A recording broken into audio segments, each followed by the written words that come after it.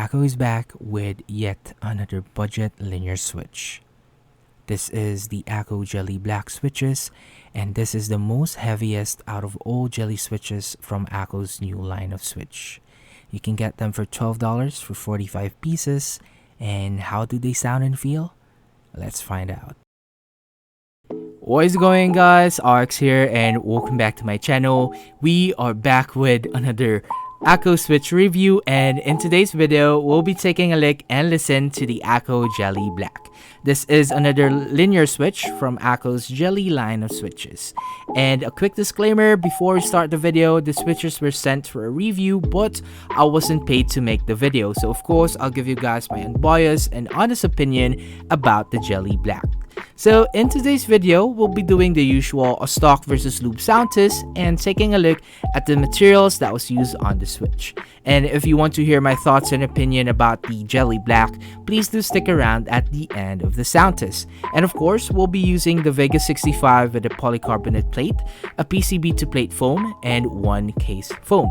The keycaps would be Geek Arc PBT, and the switches was lubed with a Cridox 205 grade 0 and 105 grade 0 on the springs. So with that out of the way, please do enjoy the sound test.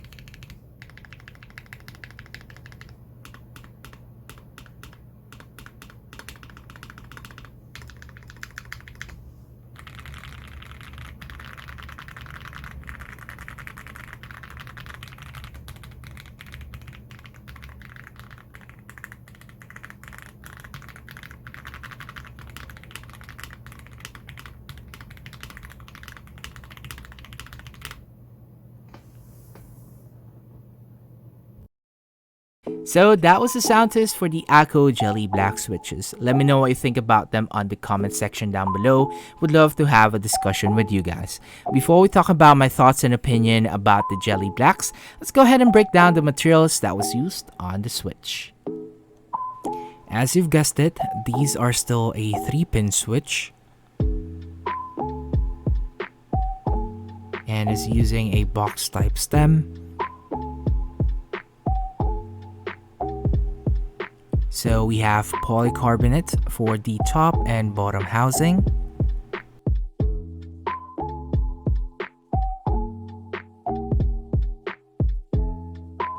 And of course, we have palm for the stem.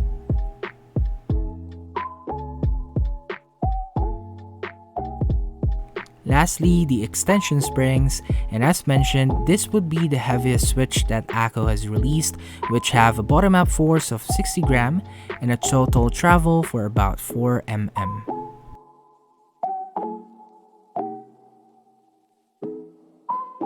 Also, here's a quick comparison on the previous springs on the CS switches.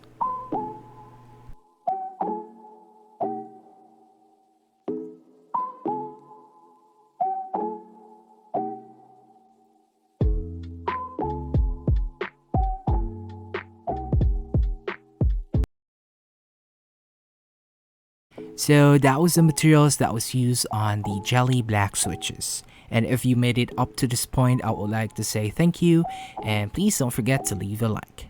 Now, let's talk about my thoughts and opinion on the Akko jelly black switches. But first, let me give you guys a quick disclaimer. The sound and experience may vary depending on your keyboard build. Again, I'm using my Vega 65 with a polycarbonate plate, a PCB to plate foam, and one case foam. Geek Arc PBT for the keycaps, and the switches was lubed with a Krydox 205 grade 0 and 105 grade 0 on the springs.